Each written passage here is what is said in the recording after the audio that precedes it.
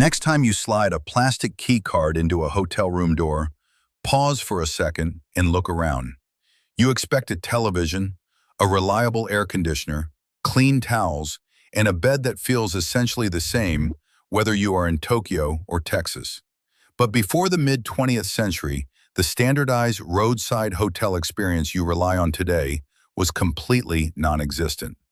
The man who invented this universal predictability was not a hospitality mogul, but a Memphis homebuilder named Kemmons Wilson. Wilson was the architect of the modern motel industry, a visionary who ruthlessly standardized the very concept of a night away from home. How did a man who simply wanted a decent place to sleep end up dictating the architectural and financial layout of global hospitality?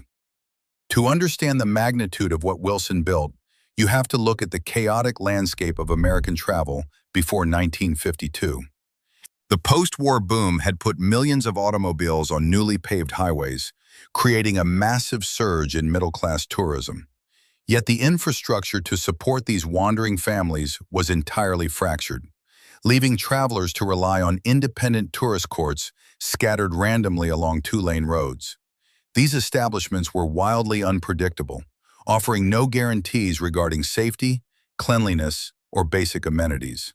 A traveler checking into a roadside cabin in 1950 might find a pristine room with a comfortable bed, but more often encountered sagging mattresses and dirt floors. There were no national reservation systems, no quality control boards, and absolutely no brand consistency to guide a weary driver. Some of these tourist courts were little more than clusters of unheated wooden shacks, rented by the hour to whoever wandered in. Others gained dark reputations as havens for illicit activity, prompting one federal official to famously brand many of them dens of vice. A respectable family arriving after dark had no way of knowing whether the flickering vacancy sign promised a safe night or a dangerous one. Kemmons Wilson was intimately familiar with the value of a reliable structure. Born in 1913 in Osceola, Arkansas, he lost his father at just 9 months old. Raised by a single mother in Memphis, Tennessee, Wilson grew up in poverty, forced to drop out of high school during the Great Depression to support them both. He was a natural entrepreneur, buying a popcorn machine and selling snacks outside a local movie theater. By his 20s, he had saved enough money to build a house, quickly realizing that real estate offered a path out of poverty. Throughout the 1930s and 40s, Wilson transformed himself into a highly successful homebuilder in the Memphis area. He understood construction costs, economies of scale, and exactly what middle-class Americans wanted in a modern home. He knew how to lay out a floor plan that maximized space while minimizing wasted materials. His blueprints prioritized functional simplicity, a philosophy that would later become the bedrock of his hospitality empire. But his pivot from residential housing to global lodging required a highly personal catalyst. In the summer of 1951, Wilson packed his wife and 5 children into the family station wagon for a road trip to Washington, District of Columbia. It was meant to be a classic American vacation, but instead became a grueling survey of the hospitality industry's most glaring failures. Every evening, the family faced the exhausting lottery of finding a decent place to sleep along the highway. When they finally found a motel with vacancies, the rooms were invariably cramped and poorly ventilated. The final insult, however, was the pricing structure. Motel operators routinely charged a base rate for the room, plus an additional fee of $2 for every single child.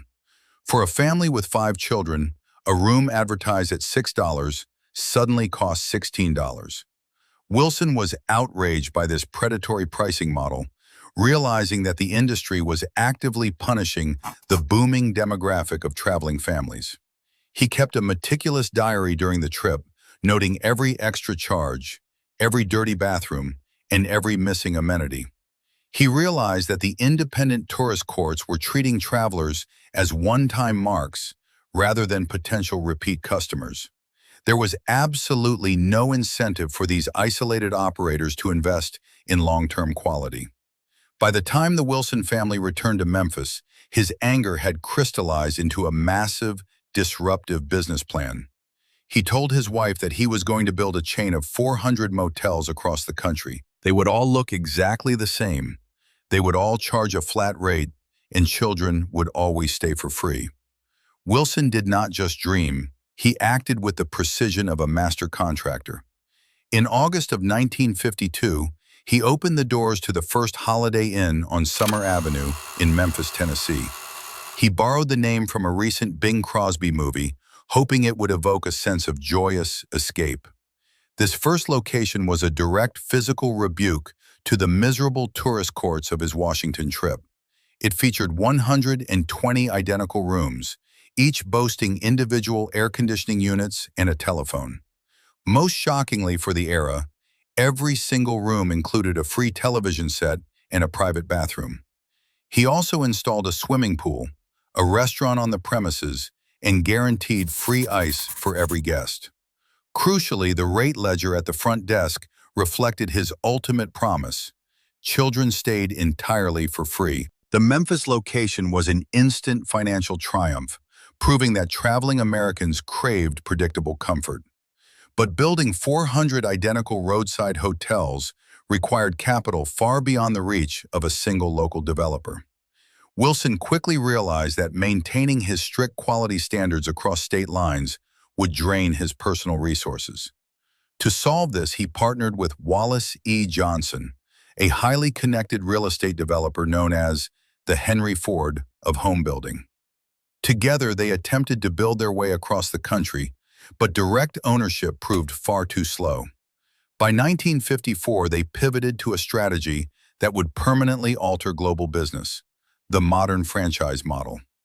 This was the hidden mechanism that allowed Wilson to project his specific vision of a bedroom across thousands of miles. The mechanism relied first on a rigid legal framework designed to strip local operators of their creative independence. The standard Holiday Inn franchise contract mandated strict adherence to Wilson's exact operational rules. If a local owner failed a surprise inspection, this legal document granted Memphis headquarters the right to immediately revoke their branding. The physical standardization was enforced through mandatory architectural blueprints issued to every new franchisee. These schematics dictated a universal room dimension of exactly 12 feet by 24 feet. The blueprints placed the bathroom squarely by the entrance, ensuring the plumbing lines stacked efficiently between adjacent units. To prevent rogue owners from buying cheap beds, Wilson established the Innkeepers Supply Company. The company's massive wholesale catalog required franchisees to purchase their specific mattresses, lamps, and even branded ashtrays directly from headquarters. This ensured that a guest opening a door in Ohio saw the exact same floral bedspread as a guest in Florida. The final piece of the standardization machine was the towering 50-foot neon sign erected in front of every property. The original engineering schematics for the Great Sign required thousands of dollars in neon tubing and chasing incandescent bulbs. This massive beacon served as a visual guarantee of the standardized room waiting inside, visible from miles down the dark highway. Armed with this foolproof system, the company exploded in size just as the federal government transformed the American landscape. The passage of the Federal Aid Highway Act of 1956 poured billions into a new interstate system. Wilson aggressively purchased cheap land right at the newly plotted highway interchanges, anticipating the exact paths of future travelers. As the chain grew, managing vacancies across hundreds of independent locations threatened to collapse the entire system. In 1965, Wilson introduced the Holodex reservation system to instantly connect every front desk. The massive IBM computer terminals installed at each location allowed clerks to book rooms across the country with a single keystroke. This technological leap meant that a traveler checking out in Chicago could instantly secure a room for the next night in St. Louis. Local operators who had initially resisted paying for the expensive terminal quickly realized it drove massive, reliable traffic to their doors. The holodeck network effectively walled off the traveling public, keeping them continuously inside the Holiday Inn ecosystem. Wilson's obsession with predictability had entirely reshaped the financial expectations of the commercial real estate market. Banks that had previously refused to lend money for independent motels were eager to finance a standardized Holiday Inn. The corporate guarantee of quality transformed roadside lodging from a high-risk gamble into a thoroughly industrialized asset. By 1968, Wilson opened his 1,000th location in San Antonio, Texas. His empire was opening a new facility every 2 days, dwarfing any historical hospitality network. He had successfully franchised the very concept of a good night of sleep. The mechanism enforcing this massive scale was the corporate inspection report. Roving inspectors armed with standardized clipboards graded each franchisee on a rigid 100-point scale. A single failing grade on this paper form triggered an immediate revocation of the franchise license. The standardization of human labor required the creation of Holiday Inn University in 1972. The printed curriculum manuals at this massive training facility instructed managers on the exact phrases to use when greeting guests. This corporate textbook ensured that hospitality was no longer a personal interaction, but a tightly scripted transaction. The physical construction of new locations relied on the master site selection map. This massive cartographic document cross-referenced federal highway plans with local zoning laws to pinpoint the perfect intersections. Headquarters used this map to buy cheap farmland years before the actual highway ramps were even poured. To fund this endless expansion, Wilson leveraged the corporate prospectus to court Wall Street.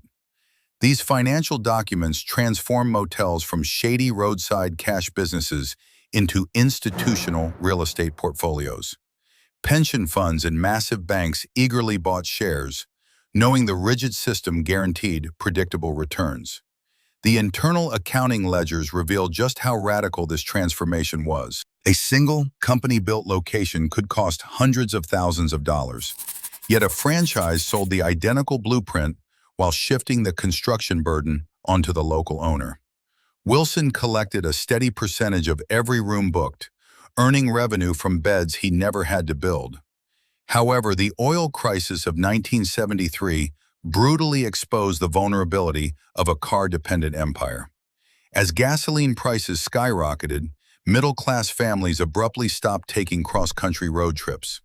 Wilson's massive highway-adjacent properties suddenly sat empty, bleeding massive amounts of capital. Following a severe heart attack, Wilson retired from the company in 1979. Without his rigid oversight, the brand struggled to adapt to changing consumer tastes and market segmentation.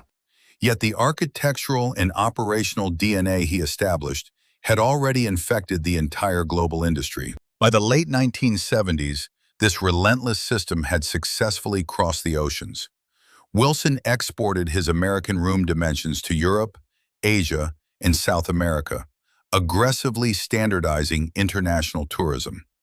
The global traveler could now entirely bypass the local culture of their destination. The uniformity of these rooms fundamentally altered the psychology of modern travel. Families no longer viewed the journey itself as an unpredictable adventure, but merely as a commute between identical waypoints. The American road trip became a carefully curated journey through a closed corporate loop. The ultimate losers in this hospitality revolution were the independent mom-and-pop operators. Without access to the massive holodeck network or national television advertising, local tourist courts simply withered away. They were structurally locked out of the new interstate economy. The victors were the multinational conglomerates that copied Wilson's franchise blueprint. Marriott, Hilton, and Choice Hotels all adopted his strategy of separating real estate ownership from operational branding. They realized that selling a predictable system was far more profitable than changing bedsheets. Today, his legacy dictates the exact dimensions of almost every mid-tier hotel room on Earth. The placement of the bathroom, the standardized television, and the electronic key card are all descendants of his original Memphis blueprint. You are sleeping inside a highly optimized financial instrument. Kemmons Wilson looked at the chaotic, frustrating landscape of American travel and decided to pave it with relentless consistency. He proved that true wealth does not come from selling luxury, but from selling the absolute absence of surprise. The modern world now runs on these quiet, standardized architectures of control. Does the absolute guarantee of a safe, clean room justify the total eradication of unique, localized hospitality? Consider whether you would trade the sterile predictability of a modern corporate chain for the charming but risky gamble of an independent roadside cabin, and where you personally would draw that line. To understand the hidden frameworks and financial blueprints that shape our daily lives, subscribe to our channel. We investigate the quiet architects of the systems you navigate every single day.